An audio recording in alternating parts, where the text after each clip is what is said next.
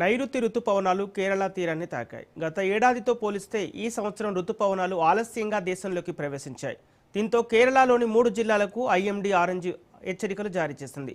రుతుపవనాల ప్రభావం తమిళనాడులోనూ కనిపిస్తోందని వాతావరణ శాఖ తెలిపింది.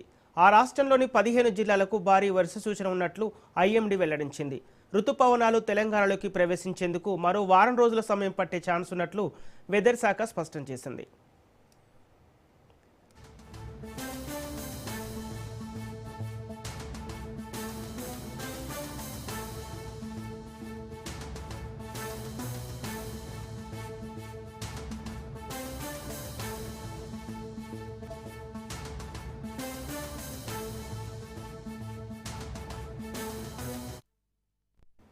నైరుతి రుతుపవనాలు కేరళ తీరాన్ని తాకాయి. గత ఏడాదితో పోలిస్తే ఈ సంవత్సరం రుతుపవనాలు ఆలస్యంగా దేశంలోకి ప్రవేశించాయి. దీంతో కేరళలోని 3 జిల్లాలకు ఐఎండీ ఆరెంజ్ హెచ్చరికలు జారీ చేసింది. రుతుపవనాల ప్రభావం తమిళనాడులోనూ కనిపిస్తుందని వాతావరణ శాఖ తెలిపింది.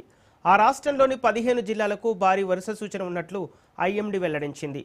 రుతుపవనాలు తెలంగాణలోకి ప్రవేశించేందుకు మరో వారం రోజుల సమయం పట్టే ఛాన్స్ ఉన్నట్లు వాతావరణ శాఖ స్పష్టం చేసింది.